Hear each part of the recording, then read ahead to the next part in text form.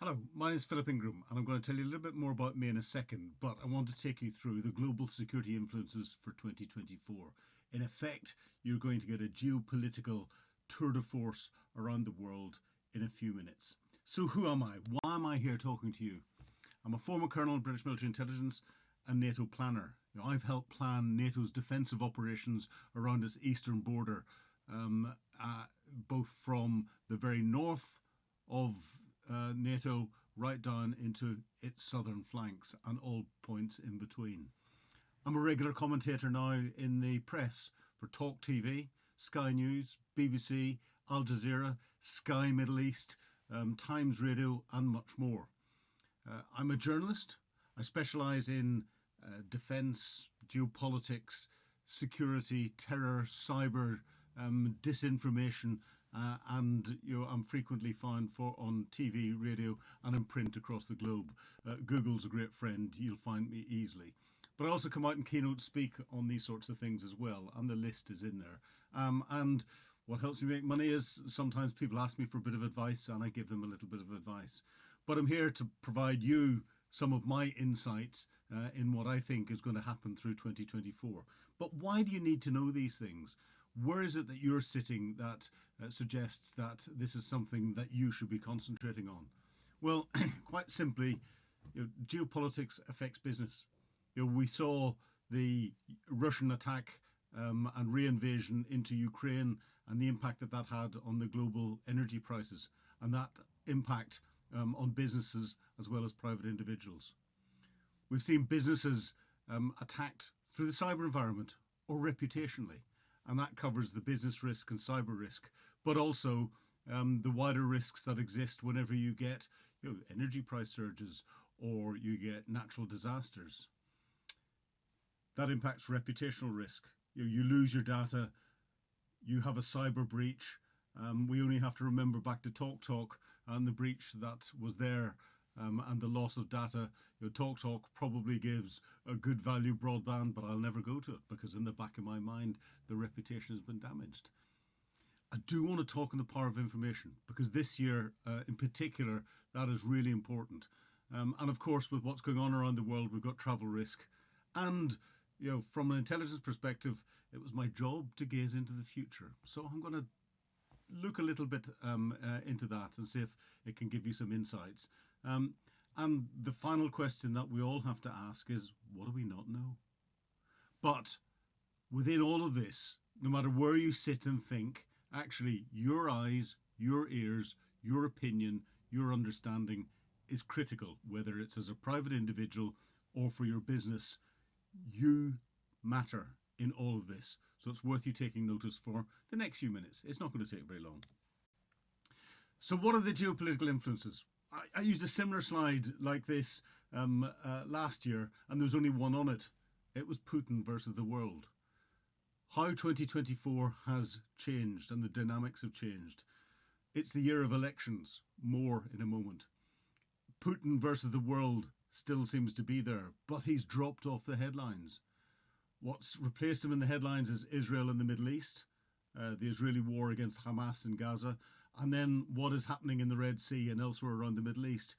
And then bubbling away in the background, underpinning all of this, is Southeast Asia. We keep hearing of Taiwan, more of which in a moment. But geopolitics influences all of us and influences all our businesses.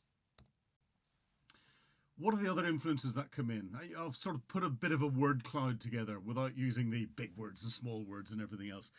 These are the sorts of things that I concentrate on and look at it. The ones that I've highlighted are ones that I suggest during 2024 will come to influence us in different ways, but we can't forget about the others. China, I debated as to whether I'd highlight that individually. More on China in a moment, but I'd far rather talk about Southeast Asia as a whole. Elections is the big one. Russia, what's going to happen in Ukraine? What's going to happen if Russia loses? The Middle East. The Middle East is simply down to a Sunni Shia civil war that has been going on for hundreds of years.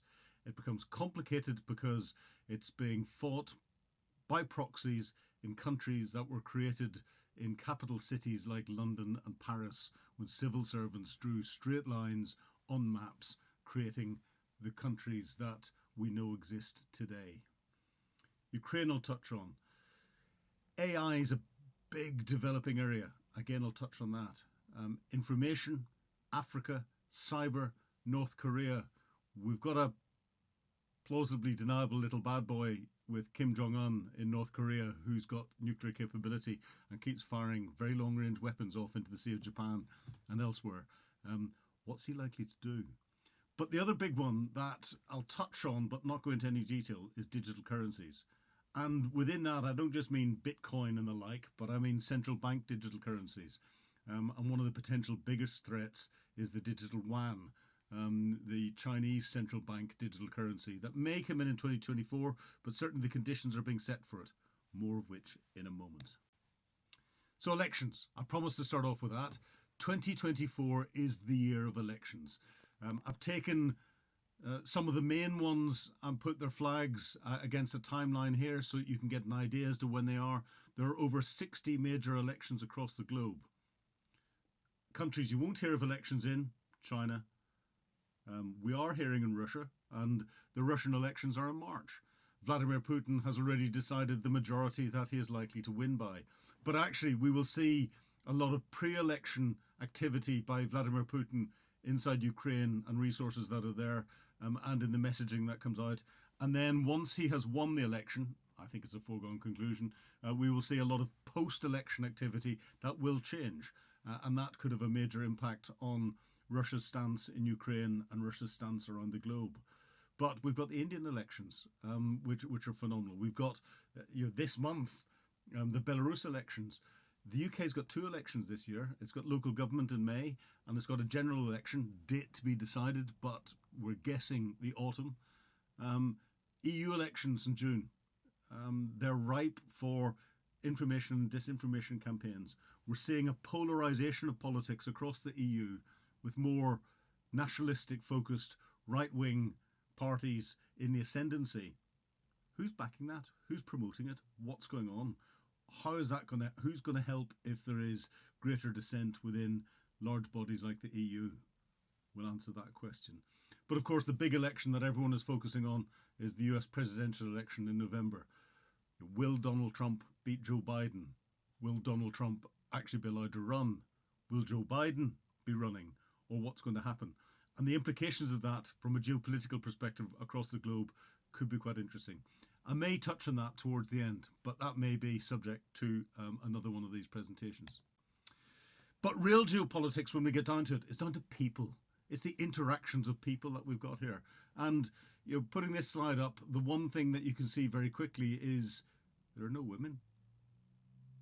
Now, does that reflect the way society is? We look at the Scandinavian and the Baltic country leaders, of which many are women, and they seem to be making fantastic decisions around the place.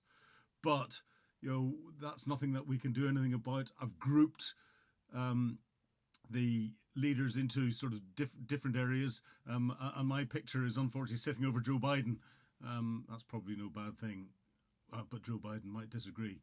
But bringing it in, we've got India, Pakistan in the top left. That relationship is always fascinating.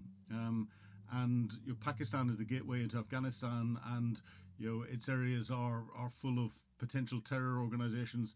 India, the biggest democracy in the world, but is it as stable as people think?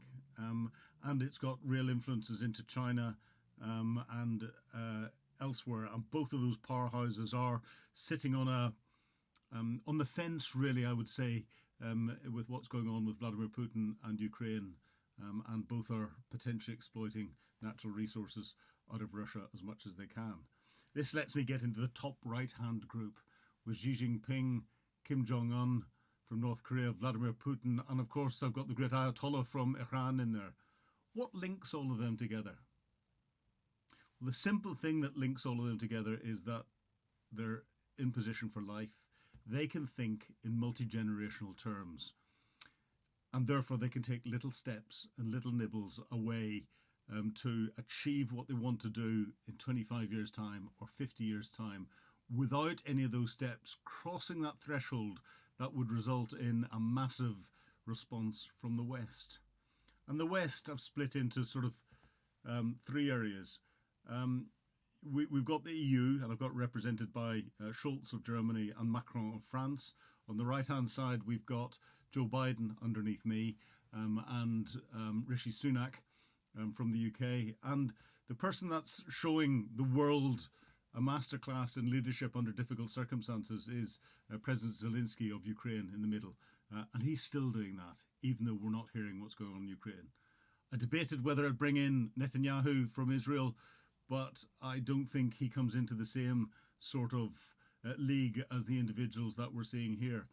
But it's the personalities, the personal relationships that there are between these different leaders and the relationships there are between these different groups that influences what is going on around the world. The other thing that they use, and we're seeing in our politics today, ask yourself, have we got politics of substance or have we got politics of sound bites? And how many of those sound bites are accurate, or how many of those sound bites are designed to try and influence where you're going? But this comes into the debate about the power of influence and the power of information. And within that, we hear lots of words bandied around: misinformation, disinformation, propaganda, deception, fake news. Is it important? I remember at school coming back from the primary school playground to my mum and saying, little Billy called me names in the playground. She said, "Oh, Philip, don't be silly. Sticks and stones will break your bones, but words will never harm you." And that was a play on the Christian Recorder saying that was published in March 1862. Well, I'm afraid times have changed, because words will harm you.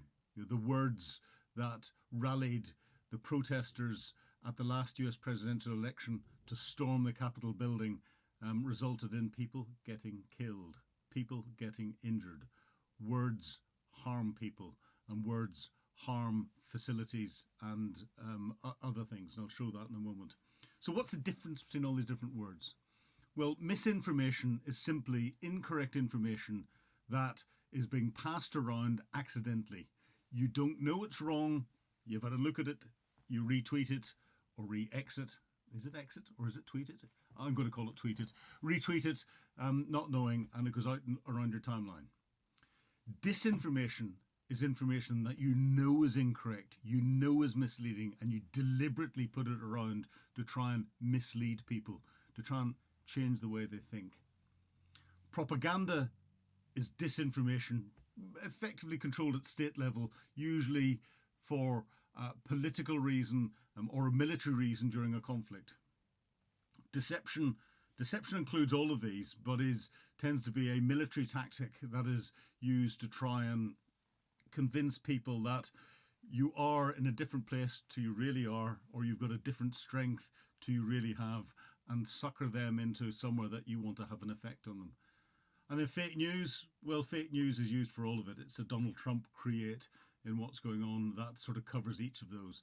He was big on his disinformation, I would say, and utilising it from a propaganda perspective to deceive as part of deception operations in what he was doing with his opposition parties and politically across the United States. It's very effective. But ask yourself the question, how many of our politicians, when they put their sound bites out, which have been deliberately designed, are those sound bites accurate portrayal of reality, or are they disinformation? It's nothing new. The great Chinese philosopher and general Sun Tzu, in his book The Art of War, and he was a 6th century general, said that all warfare is deception, all deception is warfare, effectively. I'm paraphrasing. So this is something that we should know about, we should know how to handle, we should know how to deal with. What's changed? Well, we also used to be good at it as well. So if you look during the Second World War, there was an operation called Operation Fortitude that controlled all of the activity that was going on to try and bring in deception operations to deceive Hitler that we were going to attack southern Europe through Greece and not through the toe of Italy, to deceive Hitler that we were going to attack northern Europe through the Pas de Calais and not through Normandy. And as part of these deception operations, we created a fake army. There were fake tanks, blow up tanks. There were wooden aircraft that looked to the German reconnaissance aircraft to be real. There were fake radio transmissions, copies of other formations that had been out on exercises and planning that were taken out and retransmitted. There were fake spies and double agents feeding material into the Germans. There was a real general commanding a fake army group. The United States First Army Group had General Omar Bradley appointed to command it. There were fake plans, most secret, that were dropped out of a submarine in a briefcase attached to a body that was floated into the Spanish coast, I believe, where it was known that those plans would end up in German intelligence, and they did end up on Hitler's desk, talking of the Allies' attack into Greece as their way into southern Europe. That was called Operation Mincemeat, a fantastic film. Film's historically inaccurate, but it's a good wheeze anyway, and well worth watching, and shows the impact that you can have. Because Hitler, right up until after the Allies had created their bridgehead in Normandy, but still believed that the main attack was going to come in through the Pas de Calais. That's what saved thousands and thousands of Allied troops and probably made D-Day and the Normandy landings the success that they were. But it's not just the military, it's not just politics. The power of information, the Securities and Exchange Commission 2017, and there's lots of examples out there, turned around and showed how fake news was affecting investment decisions. We have to ask ourselves, whenever Elon Musk turned around and said that you can buy Tesla cars with Bitcoin, and Bitcoin price went through the roof, and then turned around and said, oh, you can't buy Tesla cars with Bitcoin anymore, you can buy them with a meme coin that he brought out, Dogecoin, and Bitcoin price went through the floor, and the meme coin, Dogecoin, that had no substance to it whatsoever, rocketed in value. We have to look at the misinformation that is going around and having an impact on businesses. McDonald's is hit by Israeli Gaza misinformation. This story is from the BBC, and it shows how information can be misinterpreted and put around fast, and can cause people to try and boycott McDonald's, or worse still, to physically attack the buildings or staff or anything else, or blockade it. And that's what's happened in certain places. Therefore, the power of words has a physical effect in the real world, and we have to be cognizant of that. We've got the new world war that's going on at the moment, and it's a hybrid war. And that hybrid war, as I've said, is all about information. It's all about fake news. It's all about disinformation primarily. But that disinformation, for the naive people that are out there, can be spread through misinformation. And the two masters at it are Vladimir Putin and Xi Jinping. And it's not just people that get injured and killed. One of the classic bits of misinformation that was probably started as disinformation was that COVID was being spread by 5G towers.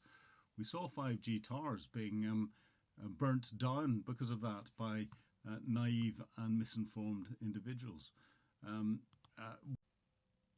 So what's the difference between what we've seen there and historically, whenever we were good at it in Operation Fortitude, and today? Well, the key is social media and interconnectivity. I think the access that everyone's got on your mobile device, the ability to connect directly with global leaders, with influencers, and to be able to pass any messaging around virtually instantaneously. If we think back to the Second World War, most of the messaging that came out was government controlled, and there were very few outlets, the BBC, the newspapers, and that was about it, word of mouth to a degree. But we had all the little signs up, loose talk costs lives and everything else. So people were aware of the power of what would happen through these very small number of media outlets. The Germans tried to exploit it with Lord Haw-Haw. The propaganda side of things is nothing new, but it's done accidentally and it's done deliberately today through what we get in social media. But it's also done in a way that it attacks the way you think and the way you believe. It attacks your feel-good hormones.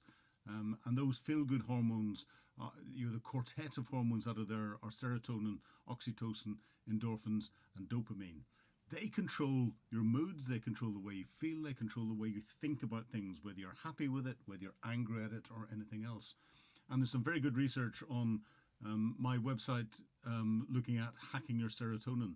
And it brings together some interesting analysis of manipulative marketing and then combining that with big data and showing how you can use manipulative marketing techniques with big data to affect that serotonin, oxytocin, endorphins, and dopamine balance and affect the way people think and the way people feel. And if you don't believe that your brain can be hacked in that way, if you're a certain age like I am, and you remember back to your adverts in the UK, and I say the hands that do dishes, we all know it is fairy liquid. Or you hear some music suddenly goes, and you can imagine a man sitting, looking out over the coast, smoking a cigar, or a young boy walking up a hill with a Hovis bread basket on the front of his bicycle. That's those feel-good quartet being hacked. If marketeers can hack it, you then get nation states coming in and utilising the interconnectivity that we've got at the minute, getting an understanding of you as an individual from doing social media profiles. That big data can be analysed using artificial intelligence, and boy, can you be analysed. And it's easy to produce targeted content that will influence potentially the way you think. And we have to be cognizant of this, and we have to look at who the masters are at it. Remember, I've already said Vladimir Putin and Xi Jinping. And is it happening? Hell yes. So expanding that a little bit further, this slide I actually produced in 2001, and I called it the zone of instability. And what I did was I looked at the areas around the world where we had ethnic boundaries that had been drawn by those civil servants in London, Paris, Berlin, and elsewhere. We had tribal zones being ignored. We had friction points between different religions, between different tribal groups, between different areas of natural resources, where we had country boundaries put in that split those natural resources, water courses and elsewhere, and tried to work out where most conflicts could be and would be, and started to plot those. And then plotting them, the majority came into that sort of hatched red area. And if we look at the conflicts today, or we look at the areas of instability today, they all seem to be falling within it. So a bit of analysis 23 odd years ago in a presentation seems good today. But let's look at some of those in a little bit more detail.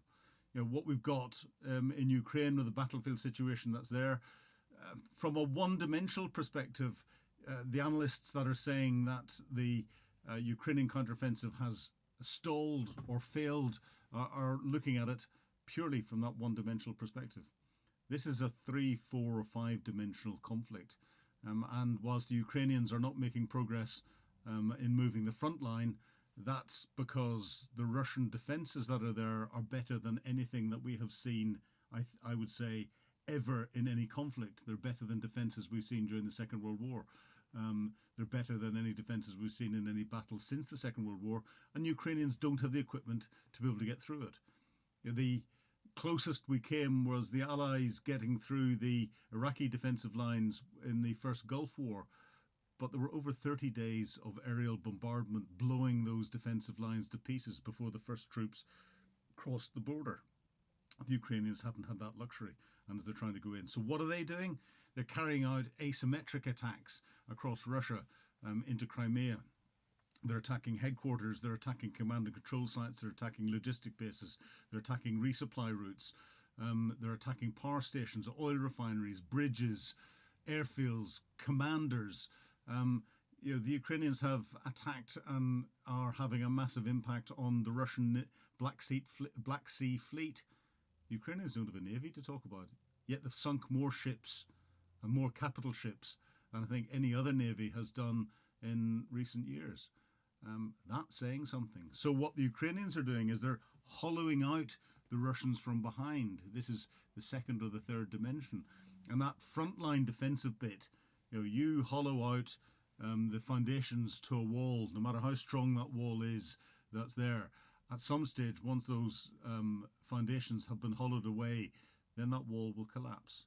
And I think that's the tactics that the Ukrainians are using.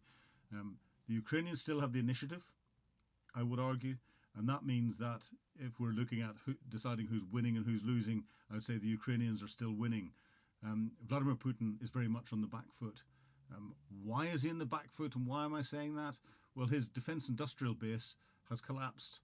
He cannot produce the ammunition that he needs to support his troops. He is now relying on North Korea to supply him ammunition, as well as Iran. Now, that rings alarm bells with me, because he's building a relationship with North Korea and building a relationship with Iran. What does North Korea want? To help advance its rocket technology and its nuclear technology. What does Iran want? Iran's got eyes on nuclear technologies and got nuclear ambitions as well. How's Vladimir Putin paying for this? Well, at the moment, he's quids in with the international oil prices being high as he exports oil to India, China. Oh, there's a Vladimir Putin China link. And we have to recognise what is going on around here and the potential implications of that. Israel-Gaza. The international community has not deployed an international maritime task force, and the Americans have not deployed 2 carrier battle groups into the Red Sea area and elsewhere to support Israel in its war against Gaza. Or its war against Hamas, not its war against Gaza, but its war against Hamas. Israel's perfectly capable of dealing with Hamas by itself. The complexity of fighting in built-up areas, especially when your enemy is completely integrated amongst the civilian population and has put an awful lot of its military capability underneath civilian buildings and tunnels and all the rest, it cannot be underestimated. Israel is also fighting on 3 fronts. It's fighting in Gaza with Hamas. It's fighting a security operation in the West Bank against other Palestinian militant organizations where the Palestinian Authority cannot keep control of them. And then it's fighting on its northern border with Lebanese Hezbollah that are fighting in from Lebanon. And there are over 20 attacks a day going in there. That, for any country, is significant. You're fighting on 3 fronts and 3 different enemies. Middle Eastern countries don't seem to want to help the Palestinians, and especially those that are in Gaza. The picture that I've got there of a fence is not an Israeli fence between Israel and Gaza. That's an Egyptian fence between Egypt and Gaza. The Egyptians don't want the Palestinians into Egypt even for a short period of time. And why is that? It's the history that there is. The Hamas coming out of the Muslim Brotherhood, the impact that the Muslim Brotherhood had, not just politically inside Egypt, but across other areas of the Middle East. The Palestinian different groupings are not popular across other Middle Eastern countries, no matter what the international press tries to suggest. But the economic impacts that are going on, on the expansionism that there is, the 2 maps at the bottom are showing how the Yemeni Houthi closures or attempted closures of the Red Sea route going up to the Suez Canal is impacting global maritime traffic, where it's now having to go around, large proportions of it have taken the decision to have to go around South Africa and add an extra 10 to 14 days onto shipping routes, costing millions of dollars because they can't afford the insurance or feel it's too dangerous to go up through the Red Sea and up through the Suez Canal. That's impacting all of us in business and personally from a geopolitical perspective. And we look at the other attacks that are happening across the wider Middle East region, and those are in the map on the top right, Middle East military activity. A lot of that is being carried out by different guerrilla groups that there are, but there's one common denominator. They're all backed by Iran. Now, remember I said we've got Iran in there. Iran's got links to Vladimir Putin. Iran has also got links into North Korea because it gets a number of weapons from North Korea and they swap technologies. Iran's got links into Hezbollah, into Hamas, and we've got almost certainly Iranian-Chinese links because Iran uses a lot of Chinese technology and Chinese weapons. This axis of leaders who can think in multi-generational terms and the way they're interacting together from a geopolitical perspective with the current in the current climate is something that is interesting and very worrying indeed. And the Middle East threats, continue. As I said at the beginning, the real issue that's behind it is a Sunni Shia civil war being fought out by proxy between Iran and Saudi Arabia, representing the different groupings. The proxy area that's being fought out primarily at the moment is in Yemen. But the result of what's been going on and the result of all of the Middle East, North African instabilities that there have been in recent years is resulting in the movement of populations up into Europe, and those populations going up through Europe, destabilizing political institutions across Europe. We've seen the impact that it's had on Germany, but we in the UK see the political impact it's having with those that are coming across the English Channel on small boats. Politically, this migration crisis, and I will call it a crisis, is having a huge impact across all countries of Europe. And within those groupings, not every individual is a genuine asylum seeker. There are a large number of those that are seeking a better life, but they are being pushed forward by criminal gangs, and those criminal gangs are often being backed by or sponsored by nation states that are pushing them forward because they know the destabilizing factor it's having from a political perspective. And then you've got the terror organizations. And the terror organizations and serious and organized crime groups are using these routes and a lot of the individuals to infiltrate into different countries and building their networks up as well. That's just a simple, straight fact. Why are we having a Southeast Asian pivot? Why do I include what's going on in there? Because I think from a longer term perspective, that this is where the biggest threat is. So what's happening in between Russia and Ukraine, what's happening in the Middle East, actually from a long term perspective, from a more worrying perspective, is what's happening in Southeast Asia.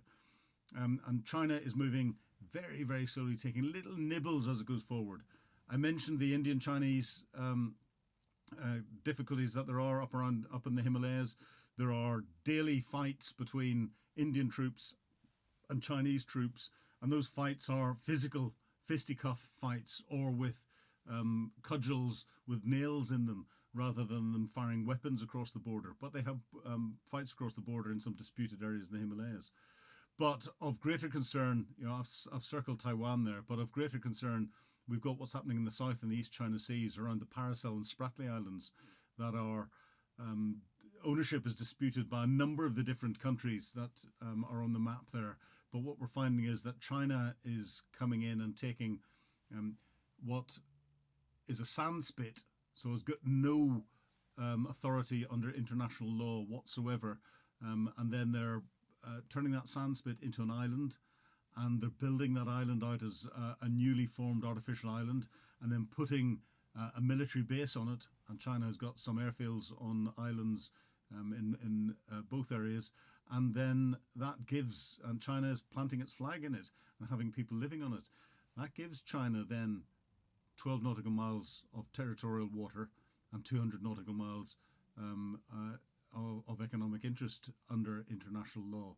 And it is slowly building out Chinese territory in areas where it's had none beforehand by creating it.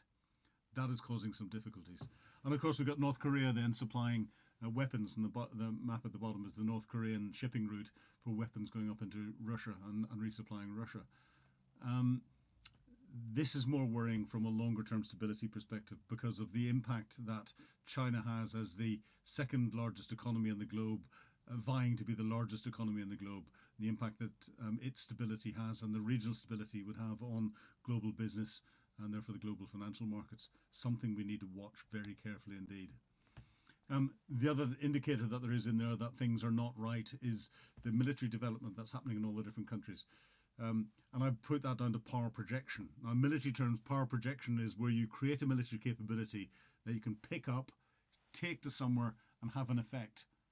Well, China is producing the equivalent number of capital ships that the Royal Navy has on an annual basis. It's just launched its third aircraft carrier, the Fujian. Japan has recognised the growing threat that there is, and it's changed its constitution to allow the Japanese to power project forward. It's changed its constitution to allow it to change its helicopter carrier, the Izumo class helicopter carrier, into an aircraft carrier with F-35Bs on them. India recognises that all is not right as the biggest nation in the area, and is creating its own power projection capability. Um, this is worrying times. The amount of money that is being spent on the growth of power projection capability in the Southeast Asian region is greater than the military growth that there was in the build up to the First or the Second World War. So that indicates that things are not completely right, and we need to look at that. And within that, China is trying to develop its military capability, make it more professional. We've seen the threats that are going in against Taiwan. The one thing it doesn't have is any combat experience. And what I haven't talked in here is the relationship into Africa. China owns large swathes of Africa and is investing a lot in there, especially with rare earth metals. It owns 90% of all rare earth metals, metal mines, economically viable rare earth metal mines across the globe. I'll talk on the Kuril Islands a little later. Kuril Islands, little set of islands to the north of Japan. Russia has occupied one since 1945. What's going to happen later with Japan now having changed its constitution, should that happen? And North Korea, what's North Korea doing? In geopolitics, let's not forget terror. And I'll use UK numbers in here to illustrate what's been going on. The measurement of success for our security services when it comes to terror is that nothing happens. Well, since the attacks in London and across the rest of the UK in 2017, since then there have been 39 late-stage attacks stopped. Since 2018, there have been 9 late-stage attacks stopped. Currently, today, the counter-terror police and the security services have got over 3,000 people under investigation. That's a total of 900 investigations that's going on. Terror is morphing. We've still got Islamist terror. We've got potential growth in Irish terror. We've got growing extreme right-wing terror, but terror always morphs. In the 1980s, I remember ordering a pint of beer in England with my Northern Irish accent and silencing the pub completely. I know what it's like when people look at you and go, is he a terrorist? Is he a bomber? That happens whenever someone in a Muslim dress carrying a backpack walks into a tube. People naturally look at them and go, is there a threat? But we have to ask ourselves the implications of what's going on across the globe elsewhere. We're seeing the protests that are happening after the Israeli-Hamas war that's going on. The implications of Ukraine. We now have uncontrolled weapons, explosives, and more lying across battlefields or old battlefields in a country that is less than 24 hours drive from the UK. And we've got lots of people in white vans going and delivering aid to the borders. Are the terror organisations exploiting that? And within the terror organisations, I've put a little sort of Venn diagram there. Terror is a subset of serious and organised crime in many cases. And we have to recognise the links that there are between those. So is this being exploited? Almost certainly. And the Afghanistan implications and what's happening in Africa and Mali. Afghanistan, the fall of Afghanistan, we're seeing Al-Qaeda coming back into Afghanistan and building up their relationships with the Taliban. They were never good bedfellows before, but now that relationship is building, and there's the potential for everything that we tried to achieve in Afghanistan being undermined, and Al-Qaeda beginning to use it as a safe haven again. And where has ISIS gone to? Well, it seems to have bubbled across into Africa, and in particular around Mali and other areas, and that's why the international community has been looking at that. Terror hasn't gone away, and terror won't go away. Espionage. The UK head of the security services, MI5, said, and this was sort of 18 months ago, 10,000 disguised approaches from foreign spies to regular people up and down the UK. And people sit there and laugh at it. I don't laugh at it. Google, they would have made me a spy, and you'll find my article in the Times newspaper, because I got approached through social media, through LinkedIn, by a Chinese intelligence agent. Now, I ran counterintelligence operations for 3.5, 4 years in Northwest Europe whenever I commanded my battalion. That was one of my responsibilities. I knew what to look out for. I knew my profile would attract attention. But I still got approached. And the approach was something that, when it first happened, I wasn't sure whether it was a genuine business approach or elsewhere. But I put a number of traps in place for the individual to see where they'd go, and they fell into those traps, which made me realize very quickly that I was being approached by a hostile intelligence service. And then I could deal with that properly. But most people wouldn't know. If you're involved in technology, in research, in politics, in influence, or any of your immediate contacts are, um, or security, or in a government organisation, you will be a target. It's not you might, you will be a target, and you need to be aware and cognizant of it. Cyber is another big area that we have to focus on and look at. But is cyber war fact or fiction? Again, I put Kim Jong Un, Vladimir Putin, and Xi Jinping up there because these are some of the cyber masters that are around. Iran is as well. But hey, we're doing to them what they're doing to us, so we should be up there as well. There will never be a war fought purely in a cyber environment. Cyber is all about how the digital environment impacts what is going on. Now, the digital environment has to include that digit. That's the digit that programs code for nefarious activities. And that's the digit that clicks on something that executes that code to have an effect in the physical world. Whether that physical effect is denying access to a communications means, whether that physical effect is completely disabling an IT system, whether that physical effect is stealing money in a way that causes a business to fail, it still has a physical effect. And we have to be cognizant of that. However, the threat is there and the threat is growing. And I will illustrate the threat by what was a potential with Pokemon Go. I'm not saying that Pokemon Go was in any way used as a tool for espionage, but what it does is, because it's run by a Western company, and its terms and conditions are published and it can be looked at by journalists and legal teams, it gives me a perfect vehicle. Pokemon Go was set up by a guy called John Henke. John Henke, when you look at his history, originally started in the US Foreign Office equivalent. He then set up a company called Keyhole Inc. Keyhole is the code name for the US top secret spy satellite program in the 1950s and still today. And Keyhole Inc. was then bought by Google. And Keyhole Inc. was then used with an with a consortium of financial backers to develop a special project for Google. One of those companies that was backing them from a financial perspective was called In-Q-Tel. In-Q-Tel just happened to be the front company for the CIA or for US intelligence. But the project was innocent. It was Google Earth, which is a fantastic open source intelligence tool. But after finishing that, John Henke and his team went off to set up Pokemon Go. On Pokemon Go, you chase virtual monsters around the world, take pictures of them projected against a real world. They're geo-referenced on a map, and you collect your points. There wasn't a way of collecting money on it.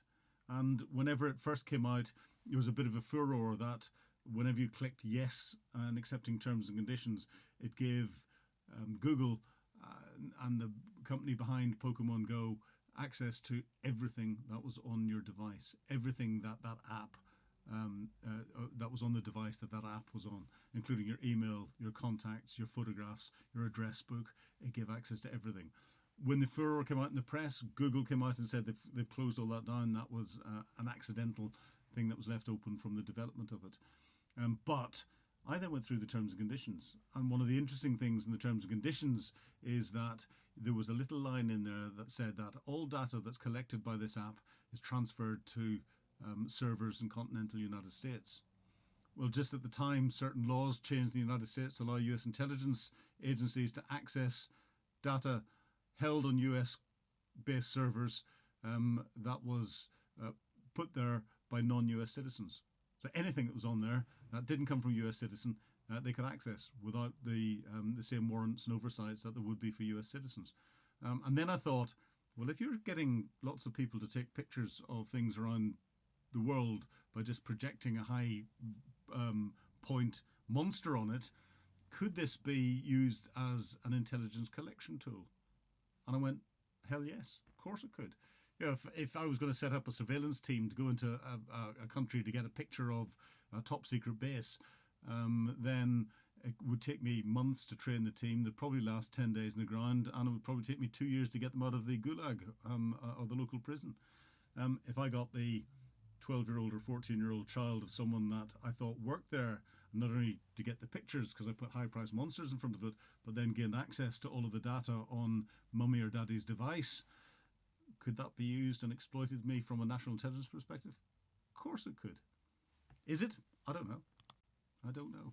But that then raises the question about apps that we have that don't have that ability to have the legal oversight from international communities. And whilst TikTok and TikTok's CEO is Singaporean, TikTok is owned by ByteDance. ByteDance is Chinese. The Chinese national intelligence laws, I'll show in a second, you require Chinese companies to comply. The question I ask myself is TikTok a video sharing platform, or is TikTok an intelligence gathering tool? The real answer is it could be both. And again, I've read TikTok's terms and conditions, and they are so bland you could get away with anything. And it doesn't really say where data is being transferred to or data is being held. And what do you give TikTok when you click yes on terms and conditions? What do you give it access to? Effectively, everything that's on your device. And as I said, Article 7 of Chinese National Intelligence Law states that all Chinese organizations and citizens are required to cooperate with Chinese intelligence when asked. Now, TikTok has said it will never transfer data or have it used by Chinese state. ByteDance has had to admit that whenever international journalists have been going to visit TikTok and interview individuals, they have tracked them using TikTok's data. Who's telling the truth? And it's not just TikTok. From a security perspective, we have to look at other apps that are out there. And there's a furor about Chinese security devices. Hikvision CCTV cameras, Dahua CCTV cameras, and the other brands that you're seeing up there are white labeled versions of those. They've got the same data underneath. The question that I ask is, when we look at the potential threat that there is, most people have heard of the Israeli company NSO and their Pegasus software. Pegasus was used to track Kamal Khashoggi, the Saudi journalist, into the Saudi embassy in Istanbul, where he was brutally murdered. The Pegasus software has been found on a number of different global leaders' mobile phones. What Pegasus does is allows complete access to everything in the phone. It allows the camera and microphone to be turned on even if the phone is turned off.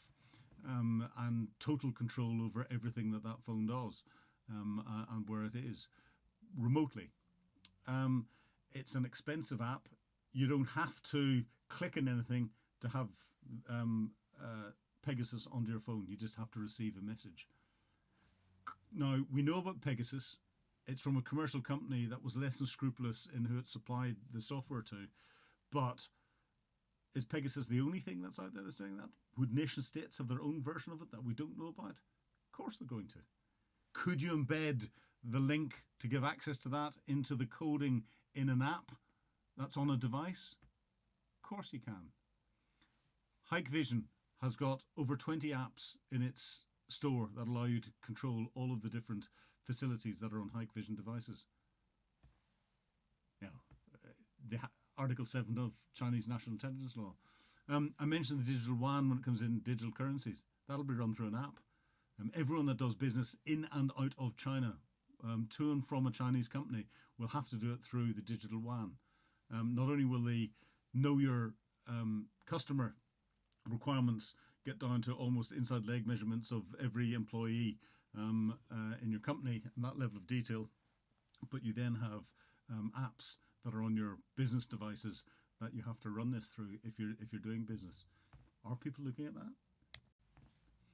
And then when we get into these apps, and when we get into everything else, and we get into analysing the data that's coming in, the volumes of it, I've mentioned AI, but I haven't mentioned generative AI and how that is going to be a sea change. And this is something where it's getting even bigger.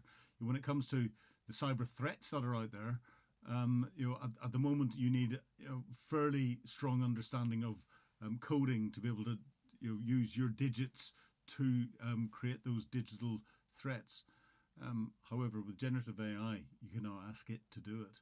So that's increasing the number of potential threat actors that there are out there enormously. You can ask generative AI for the vulnerabilities in different devices, and you can meld the two together. Now, it's still in its infancy, so you need technical knowledge to be able to match that together. But we've only seen the start of where generative AI is going to. Um, and generative AI and AI is part of an increasing threat landscape, but it's also part of an increasing threat mitigation landscape, and we've got a battle between the two that are beginning to come. We need to understand that. It's important. So what next? If it all goes wrong, coming to the end here, and this is really just from a bit of thought provocation, no more than a bit of thought provocation. Worst case scenario, Ukraine. Well, if we get a stalemate, Donald Trump comes in and forces a stalemate and forces negotiation, that stalemate could result in a new Cold War and a new Berlin Wall type cross the whole of Europe wall, and that Cold War could go on for decades and decades as the last one did. That would require, therefore, a complete change in defensive posture, military posture, and all the rest of it from all of the countries facing that, in particular NATO countries, and massive expenditure for many, many years to build up and maintain huge forces pending what's going to go on. Whilst that Cold War is going on, what is Vladimir Putin doing? He's improving his relations with those others that are thinking multi-generational terms and building his military capability up, learning the lessons from what went wrong in Ukraine, so that whenever, and I go whenever, he does it again, he's more prepared and ready. And that's going to cost us even more. However, Vladimir Putin loses. Russia is not a single homogenous state. It is a federation of different states, and it requires a strong Moscow to hold those different states together. Now, within those different states, they border on lots of the different countries. Would China like to see a destabilized state on the Chinese border? Would China want to protect the access to Russian natural resources that it is almost certainly buying as part of its deal to continue to support Russia? What of Kazakhstan? Would the Kazakhs take an opportunity to increase their buffer zone that's around there? And I mentioned the Kuril Islands. The Kuril Islands to the north of Japan. At the end of the Second World War, one of them was occupied by Russia. It's been occupied ever since 1945. The Japanese want it back. Would they take this opportunity with the breakup of Russia to take it back? They certainly have the capability now, and they've changed the constitution, allowing them to do it. That would cause a Southeast Asian pivot. What would the implications be for that?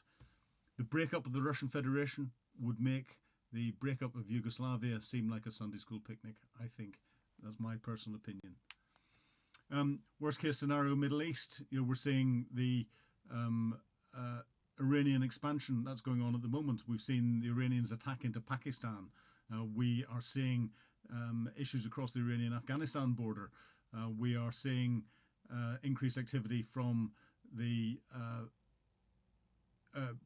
Iranian-backed groups across the whole of the Middle East, including the Houthis in Yemen, attacking into the Red Sea and trying to stop international shipping routes. Iranian attacks on American interests across Iraq, Syria, Jordan, and elsewhere. We've got the build-up of Lebanese Hezbollah. We've got the potential for Iran to close the Straits of Hormuz in the Persian Gulf.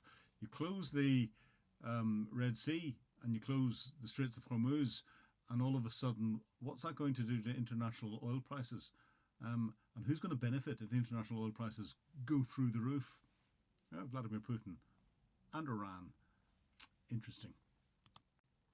And then we've got Southeast Asia. I've circled the Kuril Islands. We've got North Korea as a plausibly little bad boy. We've got what China's doing in the East and South China Seas.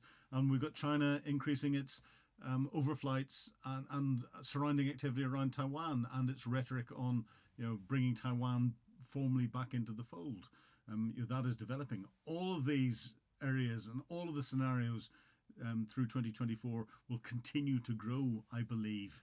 And there's a real danger. And the danger is if they all start to join up. Because if they all start to join up in any way, shape or form, we haven't got regional conflicts. We've got global conflict. And if they start to join up, the impact that there's going to be on global trade, on our way of life, on how we focus from a political perspective, is going to change dramatically. And we've got four people at the top there thinking 25 years out, whilst in this year of elections we think what tomorrow morning's headline is going to be.